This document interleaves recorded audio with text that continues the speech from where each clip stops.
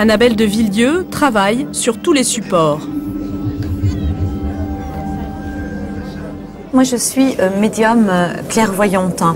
Donc, j'ai un don depuis que je suis toute petite de médium qui me permet justement de voir, de ressentir, d'avoir des flashs. Il y a beaucoup de personnes qui me posent des questions sur leur instabilité professionnelle. Qu'est-ce que je vais devenir? Est-ce que ça va continuer à fonctionner dans mon entreprise? Il y a beaucoup d'angoisse quand même, en effet. Sur le domaine professionnel, peut-être. Actuellement, je dirais que ça prend le dessus sur l'affectif.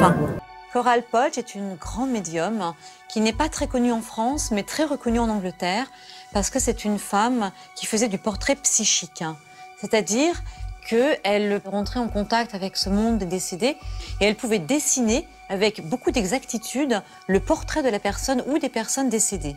Donc ça a été un don extraordinaire qui a permis de rassurer, qui a permis d'aider les personnes dans le deuil. Annabelle, ça vous est tombé dessus comment? Alors vous êtes quoi d'ailleurs? Alors moi je suis médium clairvoyante, donc moi j'ai plutôt des flashs, des images, un petit peu comme si je rentrais dans les lieux avec une caméra et que j'avais beaucoup d'informations, à la fois visuelles mais à la fois dans le ressenti du lieu, ou des personnes ou des événements. Voilà, D'accord. Comment ça vous est tombé dessus, vous? Alors en fait, moi c'est pareil, toute petite, j'avais déjà une hypersensibilité, une hyper-réceptivité et j'avais des flashs, je disais à mes parents des choses qui allaient se passer et j'étais très en contact avec tout ce qui touche aussi les décédés. Quand quelqu'un allait partir, je me mettais à pleurer, j'avais des odeurs de putréfaction dans le nez. C'était vraiment très très fort, c'est quelque chose qui m'habitait en fait. Et après, j'ai fait des études scientifiques. Mais des études scientifiques, quoi, comme études? J'étais ingénieure dans l'industrie aéronautique. Alors, est-ce que c'est compatible? Alors, le côté cartésien des études, mathématiques, ingénieur, quand même, c'est tout à fait, cartésien, c'est concret. Est-ce que les deux sont compatibles? Pour moi, les sciences et la parascience ne sont absolument pas indissociables parce que tout est énergie, justement, tout est vibration et que lorsque l'on a d'une information sur une personne, on se connecte vraiment à son énergie, à son plan vibratoire et que moi, les sciences m'ont permis justement d'apporter une explication rationnelle. Et d'ailleurs, je donne des conférences et je fais pas mal d'émissions aussi où, pour moi, je relie les deux. C'est vrai que moi, je fais beaucoup de rêves prémonitoires, en fait, et je suis très reliée à tout ce qui touche l'environnement. Et l'année dernière, justement, sur 2011, j'avais prédit sur 2 émissions le Japon. J'avais parlé du tsunami, j'avais parlé du tremblement de terre, j'avais parlé même de la fusion nucléaire qui m'était venue en flash 3 mois avant. Et en fait, c'est vraiment des rêves que je vis, je suis dedans. Et donc, voilà, j'arrive à avoir les informations comme ça. Et vous en voyez d'autres, là, pour 2012? Ah oui, moi, j'ai une année 2012 très, très difficile sur le plan de l'environnement et des catastrophes naturelles. C'est dur, moi, je vois ça. Avec 3 pays particulièrement touchés qui vont être encore le Japon, pour moi, l'Asie, avec tsunami. L'Amérique du Sud. Les États-Unis, très touchés aussi. L'Amérique du Sud, la faille de San Andreas qui va bouger, certainement. Je vois des séismes. J'ai aussi quelque chose avec beaucoup de tornades et de vent. Et j'ai aussi un 3e pays qui sera l'Afrique du Nord qui va être touché, Maroc, Algérie. Il risque d'y avoir des tremblements de terre. Enfin, ce sont les 3 gros pays en fait qui vont être touchés. Et sur la France, moi j'ai beaucoup de vent, beaucoup d'eau. Nous avons Annabelle. Bonsoir. Bonjour. Annabelle, que faites-vous, vous? Alors moi je travaille avec les prénoms. Je demande uniquement un prénom et l'âge. Et je travaille aussi sur les supports, les photos, les cartes de visite, les prénoms. Avant de vous lancer dans la voyance, vous faisiez quoi, vous? Alors moi j'étais ingénieure dans l'industrie aéronautique. Ah la vache. Ça n'a rien à voir, ça.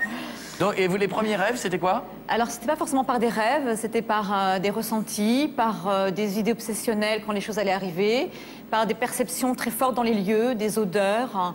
Et en fait, c'était aussi des contacts avec les personnes qui étaient parties. Ça vous a fait peur au début ou pas? En fait, c'est pas que ça fait peur, parce que quand on est enfant et qu'on vit avec ça, on le vit comme une normalité, entre guillemets. Mais vous voyez pas les morts, je résume bien. Non, je ne les vois pas. Il y a une fois où j'ai vu une personne de ma famille au moment où elle est partie, oui. Ça m'est arrivé une fois. Ah oui. Enfin, il n'y en a pas, là, c'est ça que je veux dire. Vous voyez pas de... Attention, oh, non. De toute façon, il y en a partout, hein. On les voit pas forcément, mais... D'accord. Attention, Hervé Villard! Ah non, Hervé Villard, c'est pas pareil. Laisse-le, ce pauvre Hervé Attends, Villard. mais je l'adore. Vous avez bossé sur quelque chose avant ou pas? On peut peut-être regarder, je sais pas, moi j'ai eu des flashs sur vous par exemple, sur ce que j'ai vu, sur bosser quelque chose. Allez-y. Enfin, attendez, allez-y, ça dépend. Non, mais je vois le bois de Boulogne tous les soirs, une facture impayée. C'est ça. Donc moi je vois quelque chose d'important pour vous sur le mois de septembre-octobre, comme s'il y avait un renouveau sur votre plan professionnel, de nouveaux projets. Je vous vois retourner vers le milieu du spectacle, c'est quelque chose qui est très marqué. Pourquoi retourner? J'y suis jamais allé. Parce que je pense Ah si, j'ai été danseuse nue au Lido pendant quelques temps, mais les gens s'en souviennent pas. Qui est très marqué. Tu l'appelleras Koé en vrai, c'est ça? Comment? On va l'appeler Koé en vrai, puis ça va être... Peut-être. J'ai pas le nom encore. Hein, ça. Ah mais non, mais on sourit parce que Dominique Lehmann m'a vu juste avant l'émission, m'a coincé dans un coin, façon de parler, hein. Et il m'a dit voilà, à peu de choses près la même chose sur la scène, et j'ai dit ouais, bon voilà. C'est une pierre très puissante quand on travaille avec, on ne peut être qu'en vérité quelque part par rapport aux personnes avec qui on est. Et puis les lampes à sel, tout ça, c'est des lampes aussi qui réharmonisent, qui nettoient, voilà. C'est pas là pour rien en tout cas, c'est choisi, c'est fait en conscience, c'est pas la décoration. Bonjour Annabelle. Tout est donc prêt pour commencer une longue journée de consultation. Chaque patient reste environ 1 heure avec Isabelle. 1 heure de confidence, de flash et de prédiction, même autour de sujets sensibles. Alors, ce que je ressens, c'est que c'est quand même quelque chose de lourd. Il y a une affaire qui est lourde par rapport au tribunal. Il y a eu quelque chose qui s'est passé qui a été très traumatisant. Oui. Parce qu'on parle de traumatisme. Oui. Et puis, après, bon là, je vois des choses un petit peu difficiles, mais je ne sais pas trop si... Oui, tu es victime d'abus sexuels. Oui. D'accord, absolument. Okay. Ça me donne des frissons. Oui. Je pense que ça va même... Il y en a peut-être d'autres qui oseront peut-être dire certaines choses, mais à mon avis, tout n'est pas révélé. Non, je sais. Je suis en attente. Vous avez entièrement raison. Ça, c'est très bien vu parce que c'est exactement... vous me confirmez exactement ce que je ressens. En pleine balade, Isabelle a semblé comme attirée, aspirée par un arbre en particulier. C'est vrai qu'il y a des arbres qui m'appellent, que je sais pas, il y a une résonance qui se crée, je les trouve beaux, il y a quelque chose qui se passe. J'ai envie d'aller vers eux plus particulièrement, de les toucher, de me relier à eux parce que je sens qu'il y a quelque chose qui m'appelle dans leur structure, dans leur beauté, dans leur voilà. Donc du coup, j'écoute dans mon cœur, dans mon être, ce qui se passe et voilà, je vais vers ce qui m'attire, vers ce qui m'appelle. On peut parler aux arbres, c'est vrai, l'arbre est une entité quelque part vivante et on peut avoir cette communication avec la nature, avec les éléments, avec les arbres. Alors, je vais vous faire couper, je vais peut-être vous faire couper Nathalie. C'est vous qui décidez, vous le sentez.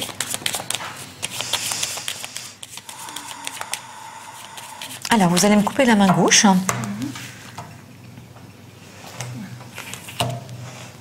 D'accord. Alors, déjà, ce qu'on me montre par rapport à la société, c'est que vous êtes là dans une période très très importante pour moi, de développement, comment dire, une forme de restructuration, on va dire plutôt, de nouvelles choses qui sont en train de se mettre en place.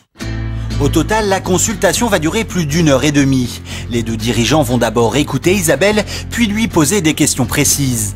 La voyante leur répondra sans sourciller, mais en utilisant le « on me dit »,« on voit ». Mais qui est donc ce « on » ? Alors en fait, quand je parle de « on », c'est-à-dire que moi je reçois des images et je reçois des informations, j'entends des choses, je vois. Et ces informations vont m'être transmises en fait de cette personne-là à moi par le biais d'images et de sons. Pour ça je dis « on », en fait, c'est quelque chose que je reçois quelque part. Donc pour moi c'est quelque chose qui vient d'une autre énergie.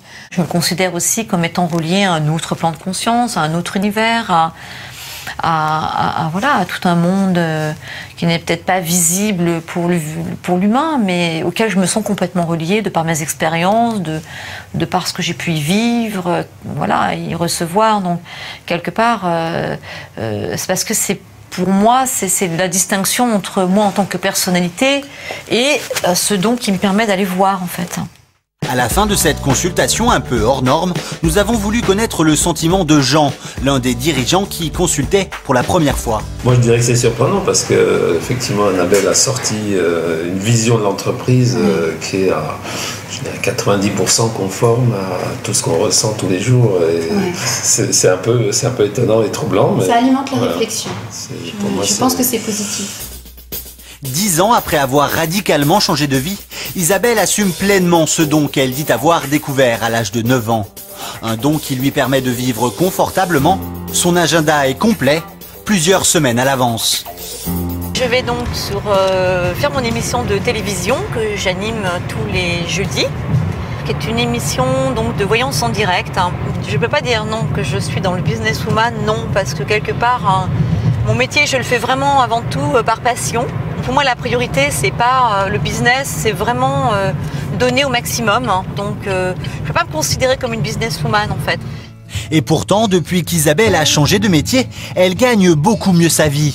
Un très bon salaire grâce à un agenda complet des mois à l'avance et à des extras comme la télé.